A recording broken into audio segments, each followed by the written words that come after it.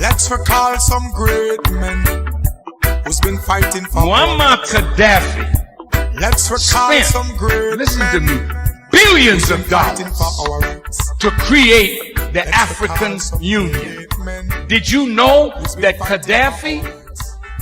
gave $300 million Who's been fighting and the other African nations gave $100 million to put up a satellite fighting for so that we who call Africa don't have to go through Europe to get to Africa.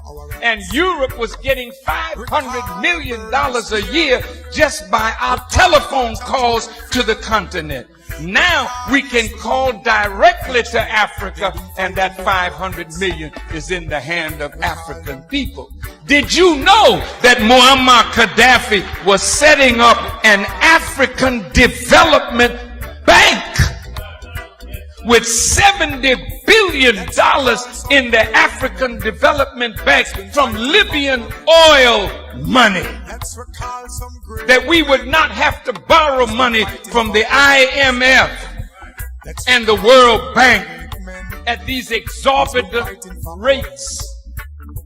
Let's recall some Zero great interest men under Islamic fighting for our non-usury teaching. Recall Paul Bo. I just left St. Kitts, Recall Marcus and in the Garvey. island of St. Kitts, Recall he Nelson was going to Mandela. set up a Caribbean development bank. He told the prime minister there, Recall Buster and he was going to put $1 billion in that bank for Caribbean development. Why do you think they killed him? You think they killed him because he killed his people? Hell no. Recall them. Make we talk about Martin Luther Africa King. have had Make we great talk leaders. about Fidel Some were Castro. celebrated and some were not. Meet our giant in whom to many is a terrorist, but to us a freedom fighter. Recall Mugabe. They've been fighting for our rights. Recall them. Selassie, I say recall them. Let's recall them.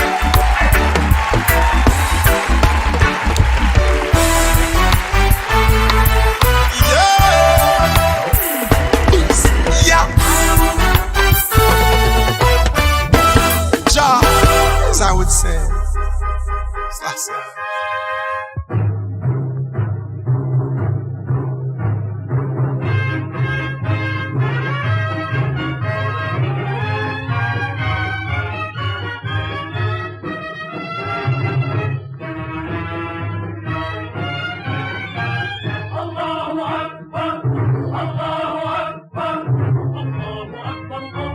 The actions of NATO, along with the United States, Canada, Qatar, and members of the Arab League, engaging in this errant behavior, are creating conditions that will ultimately bring about the destruction of the United Nations and all those engaged in this action.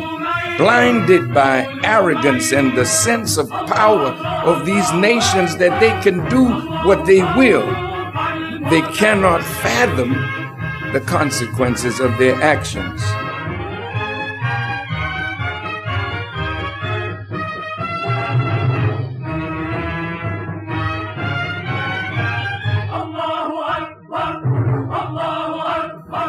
The Honorable Elijah Muhammad said to me, the three most hated of men are: one, a rich man who gives away his wealth to the poor; a wise man who shares his knowledge with the ignorant; and the man to whom the Holy Quran is revealed. Why do you hate Gaddafi? Does he share the wealth of Libya with the poor? Well, if he does, and he does, doesn't that make you, America, look bad? America is ruled by special interests, not by the needs, rights, and interests of the American people. And you dare to say that the Arab world that is rising wants your democracy? No. They want liberty, they want justice, They want equity.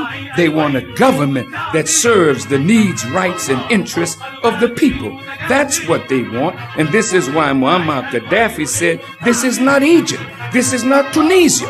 This is not Bahrain. This is not that, because he has looked out for the needs, rights, and interests of the Libyan people. That does not mean to say that there's no dissatisfaction in Libya, and whether that dissatisfaction is legitimate or not.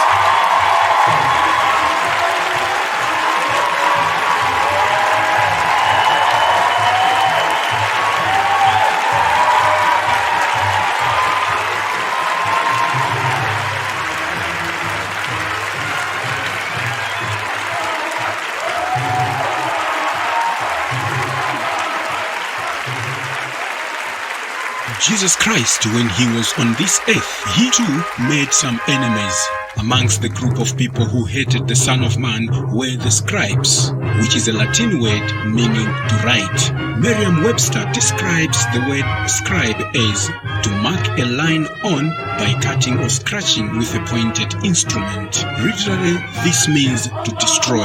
This is the work of the writers and the media. Every time when those in control of this world wants to get rid of the leader of a certain country, they start to spread a lot of propaganda through what they call character assassination.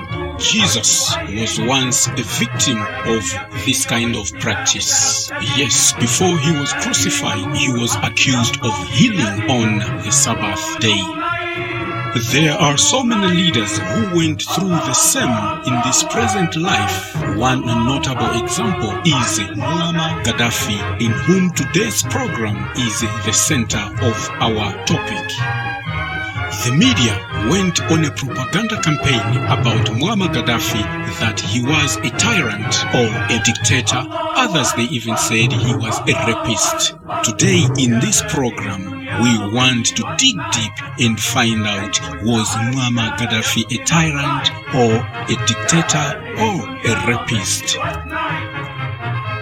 What are the most notable things that the African continent will never forget Muammar Gaddafi? These includes the consolidation of African governments into one big government with one currency, one capital city, and of course one leader. Muammar Gaddafi also made an apology about Arab involvement into slavery. These are some of the notable contributions that he has made on the African continent. But what was life like in Libya during Gaddafi? There was no electricity bill in Libya. Electricity was free for all citizens. Interest on bank loans were prohibited as the banks were state-owned, and as an Islamic government, there was no interest on loans following the Islamic teachings. Owning a home in Libya was considered a human right, so newlywed couples were receiving $50,000 to buy themselves a home. Before Gaddafi, only 25% of the population was literate. Today, 83% literate. In farming, if you want to become a farmer, the government provided you with seeds, farmhouse, farming land, and all the farming equipment for free. This is not about a dictator, a rapist, or all the propaganda that the propaganda machines were spreading about this man. If Libyans can't find education or medical treatment they want in Libya, government of Libya would send you abroad, not only free, they will be giving you $2,500 a month, car allowance and house allowance. If a Libyan wants to buy a car, the government would subsidize 15% of the price. The price of petrol was at 14 cents per liter. Libyan government had no external debt, but had a reserve amount of $150 billion, which was frozen after his death. This is the man they made us to believe that he's a tyrant, he's a terrorist, and even said he was a rapist. If a Libyan was unable to get employment after graduation, the Libyan government will give you the average salary of the profession until employment is found. A portion of Libyan oil sales was credited straight to the bank account of every Libyan citizen. A mother who gave birth to a child received $5,000 US. 40 loaves of bread used to cost 14 cents. 25% of Libyans now have a university degree. Gaddafi carried out the largest irrigation project known as the Great Man-Made River Project to make water available throughout the desert country.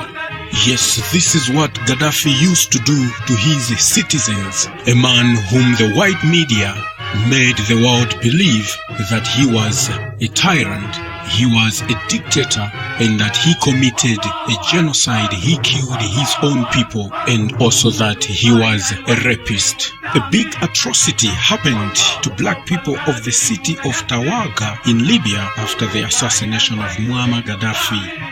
A genocide sponsored by NATO to wipe out the entire city of black people in Libya in an operation called the Brigade for Paging Slaves, Black Skin. The rebels in MISRATA in Libya wiped out the entire black population of the city. This was according to a chilling story in the Wall Street Journal titled "Libya City Torn by Tribal Feud." The rebels vowed to cleanse the city of Tawergha with a population of almost 30,000 black people once taking control of the black city. According to the journal's article, these rebels referred to themselves as the Brigade for Paging Slaves, Black Skin. The journal quoted rebel commander Ibrahim al-Habaus saying of the black Libyans, they should pack up and that Tawergha no longer exists but only MISRATA. The entire population of the city of Tawergha went missing, and at the entrance of the city the next morning had a big signpost says New MISRATA. The Jewish-controlled media never report this. How can all our big media houses miss this atrocity to cover it in their news reports? What can one say about the media for ignoring the ethnic cleansing of black Libyans by rebels in MISRATA with the help of NATO? Muammar Gaddafi, a terrorist, a dictator, a rapist, but to us, a freedom fighter. That was our hero today, whom in the eyes of many was deemed as a terrorist, but to us, a freedom fighter. Meet me again next time when I will bring you another freedom fighter mistakenly deemed as a terrorist. Don't forget to like, share and subscribe to this channel if you like the contribution that we are doing to the struggle. Be part of the revolution. Join the struggle.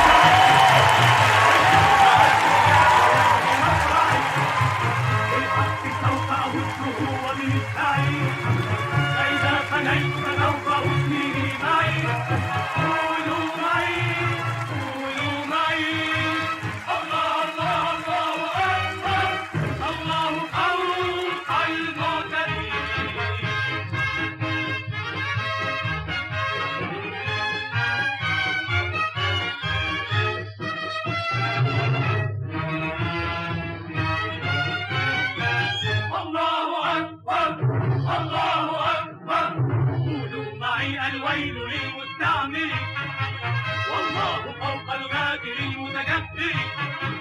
قولوا معي الويل للمستعمر والله فوق الغادر المتجبر. الله أكبر يا بلادي كبري وخذي بناصية المغير ودمري. قولوا معي الله الله الله أكبر.